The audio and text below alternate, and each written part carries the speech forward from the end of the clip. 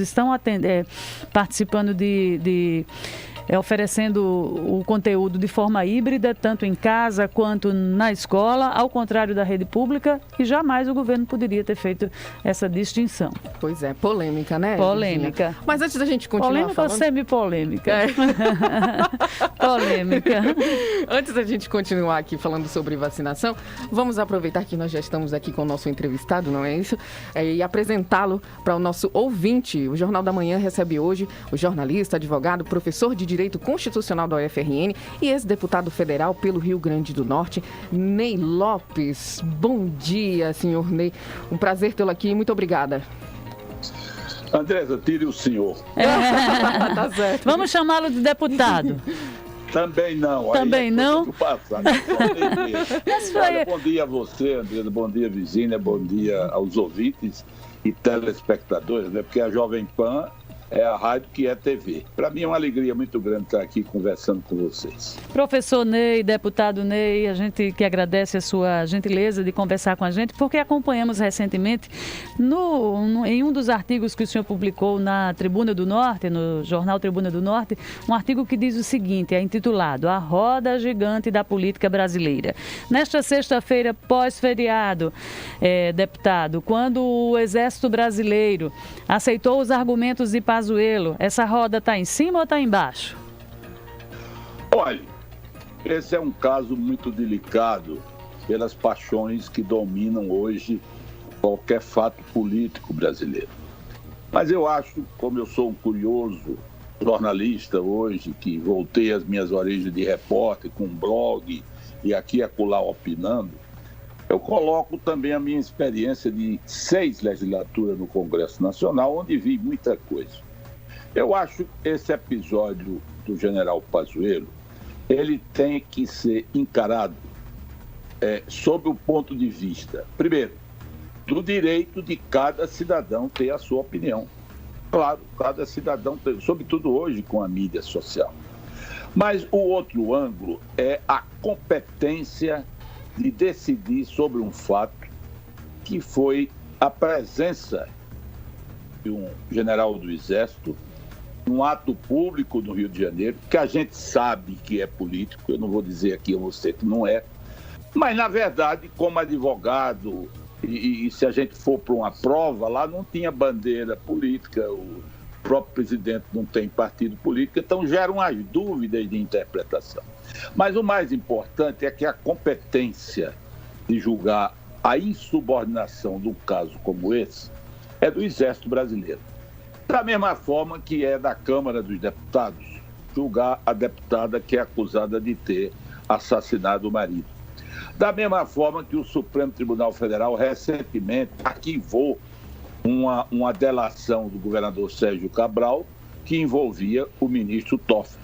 Da mesma forma que o Supremo também suspendeu a punição àquele juiz que agrediu um guarda municipal em São Paulo. São decisões internas que a gente pode até ficar indignado, mas que é o ônus da democracia a gente aceitá-las. Isso é como quem tem uma ação na justiça que julga que tem razão, mas não vai matar o juiz, tem que se resignar. Até porque, na minha interpretação pessoal, nessa roda gigante que eu falei no meu artigo, a decisão do alto comando das Forças Armadas levou em conta um fator talvez despercebido, mas que eu analiso como muito importante, que é o seguinte: o presidente Bolsonaro publicamente quer proteger o Pazuello, publicamente, todo mundo sabe. E se fosse aplicada uma punição, o país correria um risco institucional, porque o presidente é o chefe das Forças Armadas. Então o senhor acha que o Exército quis realmente agradar o presidente da República nesse caso? Não quis ir para o confronto com ele? Não, eu acho que o Exército não quis agradar, quis evitar uma crise institucional, porque o confronto levaria a uma crise institucional.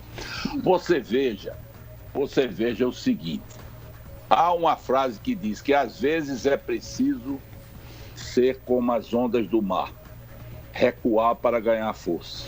Mas aí, Ney, vou lhe chamar assim, porque você é jornalista como nós, né? Na hora em que essa insubordinação aconteceu e o Exército aceita os argumentos, quais serão as consequências daqui para frente para não só para o Exército, para as Forças Armadas como um todo, diante do grande fato que é uma insubordinação de um militar? Eu nunca vi falar que uma jurisprudência obrigasse igualdade em outras decisões. Esse foi um caso isolado. Outras insubordinações serão analisadas também isoladamente. O que eu acho interessante é que tem muita gente no Brasil, políticos que eu conheci pessoalmente nos meus 25 anos de Congresso Nacional, que combatem os excessos, a rigidez das Forças Armadas. Mas, nesse caso, estavam verberando para a rigidez total da punição.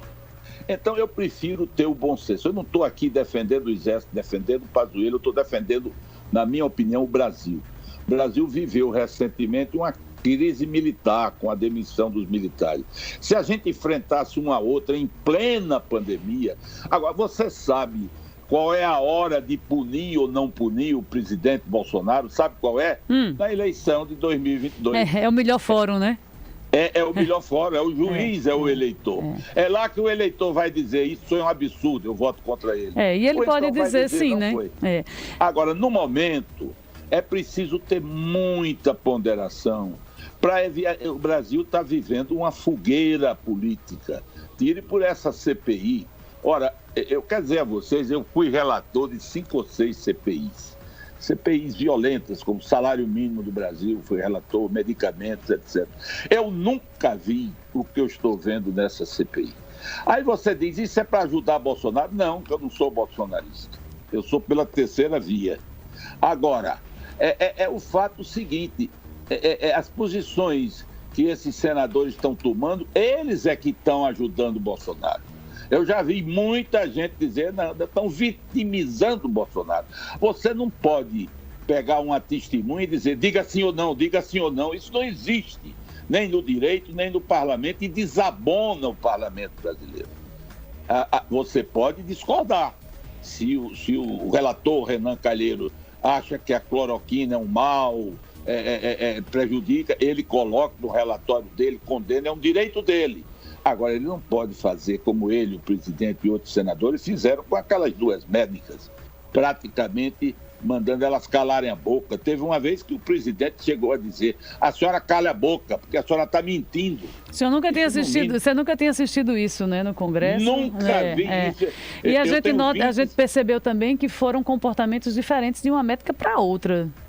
Olha, eu fui 25 anos do Congresso, como eu lhe disse, participando de CPI. Eu nunca vi isso. A gente tinha discussões acirradas, mas não era dessa maneira. Quer dizer, no mínimo eram mulheres que mereciam respeito. Você pode discordar do que elas estão dizendo, claro, mas da forma como colocam é nocivo. É como essa história do Pazuello, tem que punir, tem que não punir. O Exército, a meu ver, agiu com ponderação, não dobrou a espinha, não.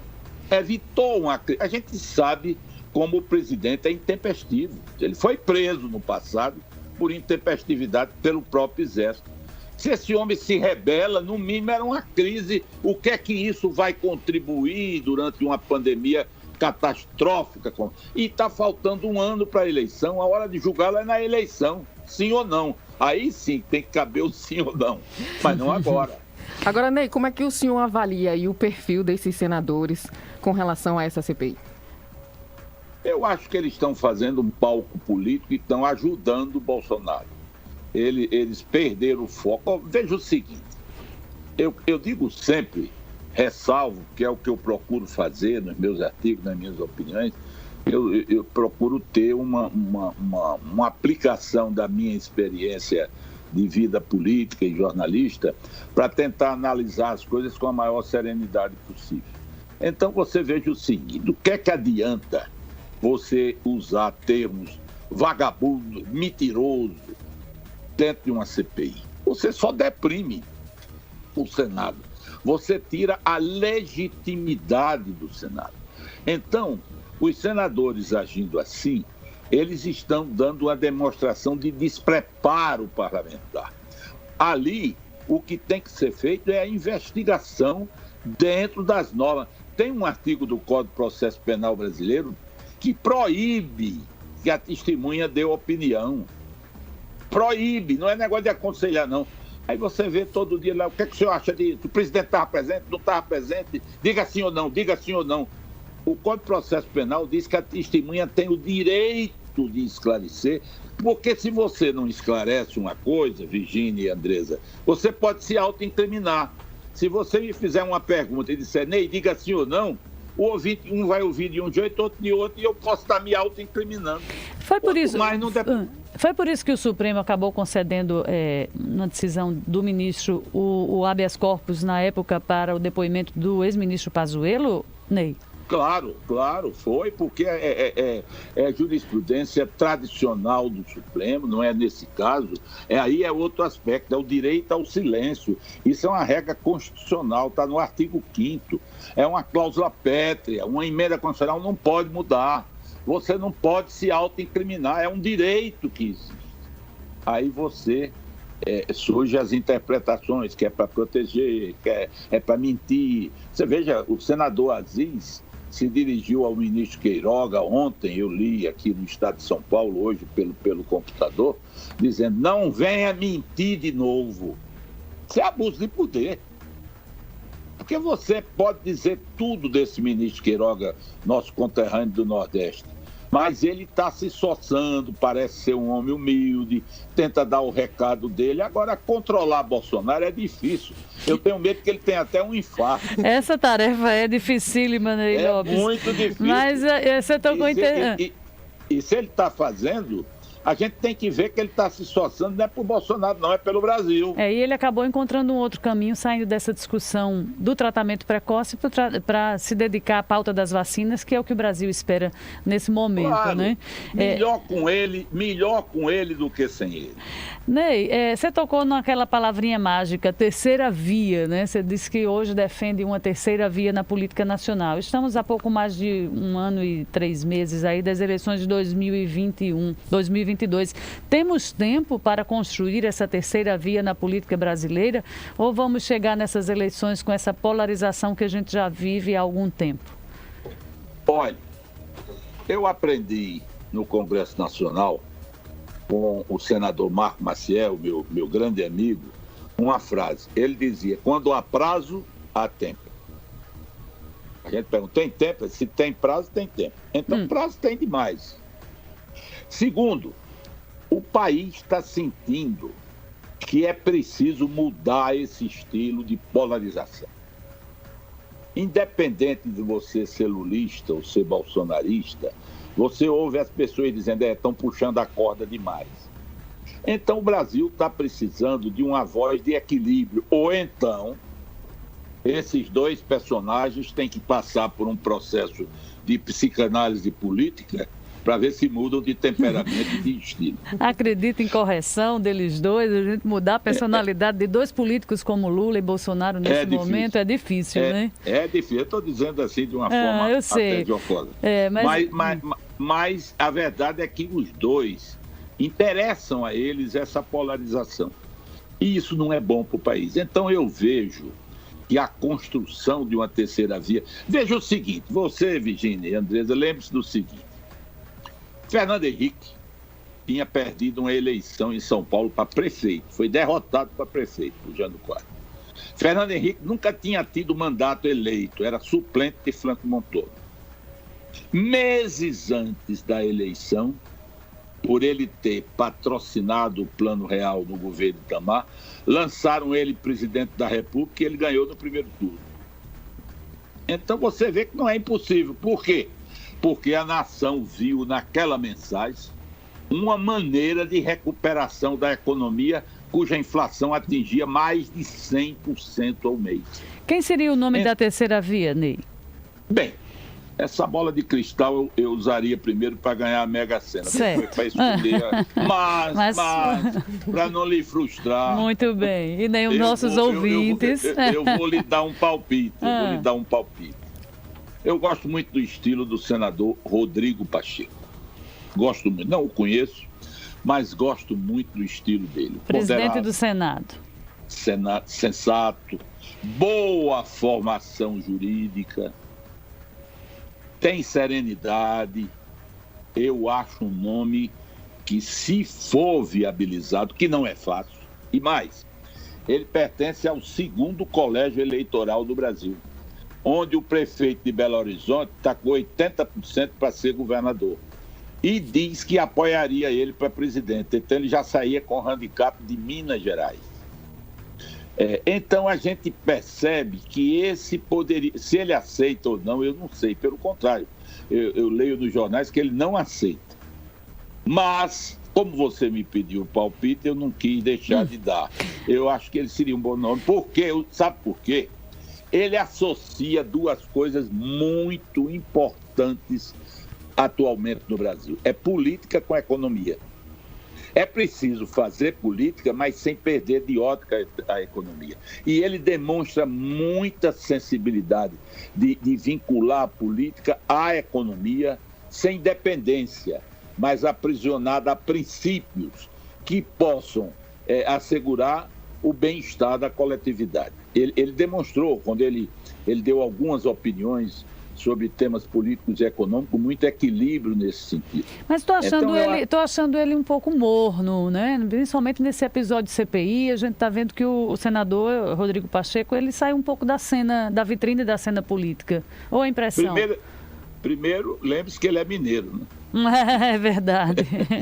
Sabe a hora, né? Segundo, é delicada a posição dele, porque se ele interfere, é porque está interferindo, está ferindo a liberdade parlamentar, está sendo autoritário. Se ele não interfere, é porque está distante. Eu acho que eu volto a falar em Marco Maciel. Quando há prazo, há tempo. Ainda pode interferir. Dois nomes do Nordeste, né, que eu estou querendo fazer referência para a gente analisar também nesse cenário da terceira via. Ciro Gomes e Gereissati, os dois são cearenses. Mas foram nomes que surgem aí. Ciro Gomes, inclusive, já disputou as eleições de 2018, está se preparando, já tem um marketing próprio para entrar nessa disputa com chances aí de enfrentar tanto Bolsonaro quanto o ex-presidente Lula. E temos também o senador Gereissati. Sua opinião sobre os dois? Olha, Ciro Gomes, eu votei nele no primeiro turno. É um político preparado, passou por governo, por prefeitura, ministério. Agora, ele é um Bolsonaro do outro lado, infelizmente. Ele tem um temperamento muito, muito impulsivo. Aí eu volto a dizer, precisa de uma psicanálise. Você lembra que em 2002... Eu acho que a presidência do Brasil passa por um divã. Por um divã. Por um divã. Eu vou lhe lembrar. Olha, Virginia, eu vou lembrar um fato que me veio à mente agora. Já houve um divã na política brasileira. Sabe quando? Diga. Quando Lula, com aquela impetuosidade, apresentou-se como Lula Paz e Amor.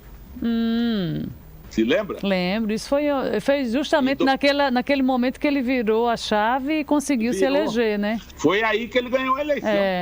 Em 2002. Porque era considerado um político radical, extremista, né? Mas passou pelo divã e ganhou a eleição. Quanto a Tasso Gereissati, é um nome excelente. Eu tenho grande admiração por ele. Agora, dois cearenses, não dá, né? Tem que ser um ou outro. Mas é um homem muito ponderado, é um empresário político, ele associa bem essa preocupação política com a econômica. Eu exalto demais a posição dele, pela experiência também, governador, senador. Só que dois cearenses será demais. Eu não sei como vão resolver. Ney, o senhor recentemente escreveu um artigo, expôs sua opinião nesse artigo com relação à democracia, né? A gente está finalizando aqui a nossa entrevista de hoje, mas eu gostaria que o senhor explicasse e falasse um pouco mais aí sobre essa questão, sobre esse conceito da democracia. O senhor realmente acredita que essa visão está deturpada? Olha, a democracia em si, não. A democracia é sempre democracia, liberdade, etc. O problema do Brasil é que nós estamos ainda numa fase de saída da adolescência política. Ainda tem assim, uns efeitos da inquietude da adolescência, por incrível que pareça. Então, as instituições são sólidas, mas a classe política não preenche os espaços de serenidade e de equilíbrio que se desejava. Você veja que o Brasil tem um deserto de homens públicos. O Rio Grande do Norte, então, nem se fala. É um verdadeiro deserto. Você não tem quem acreditar, não tem nem com quem conversar, a não ser pessoas que soltam frases soltas, absolutamente soltas, sem nenhum sentido, sem conexão, salvo exceções. Claro que tem exceções, eu não posso generalizar, porque eu seria injusto. Então, isso daí não quer dizer que a democracia esteja em risco, mas torna ineficiente na democracia dois elementos que, do ponto de vista sociopolítico, são muito importantes. Primeiro, a legitimidade dos partidos políticos. Não existe democracia sem solidez dos partidos, e aqui não existe. Segundo, a garantia da governabilidade democrática. Quem ganha tem que ter como governar. E você está provado que no Brasil ou você barganha ou você não governa. Talvez em consequência até da instabilidade dos partidos. Então, esses fatos e outros nos levam a refletir sobre um momento de crise da democracia brasileira, cujo instante de uma revisão é 2022. E eu acho que está na hora, Virgínia e Andresa, e a nível de Rio Grande do Norte, já que no Brasil a gente não pode estar falando, de estimular um debate, instituições de credibilidade convoquem quem quer ser candidato em vários níveis, para radicalizar com ideias, com propostas, botar duas pessoas defendendo pontos de vista diferentes para o povo ouvir e escolher. A gente está precisando radicalizar com isso. Não é radicalizar com polêmica, né? Com polêmica, com devaneios, com ideologia. Ideologia é importante, cada um pensa da forma ideológica que quer. Mas a ideologia não realiza nada, o que realiza é a ação. Sem dúvida nenhuma. A ação concreta é que leva a resultados, mesmo que seja com inspiração ideológica. Mas eu acho que está na hora de abrir esse debate. Maravilha. Ney Lopes Júnior. Ney Lopes Júnior não. É o filho. Ney Lopes é o filho. O Júnior é o filho. Ney Lopes, a gente agradece demais a sua participação. Jornalista, nosso companheiro aqui, jornalista, advogado. Já foi professor aí de Direito Constitucional da UFRN. Ex-deputado federal aqui pelo Rio Grande do Norte. Muito obrigado.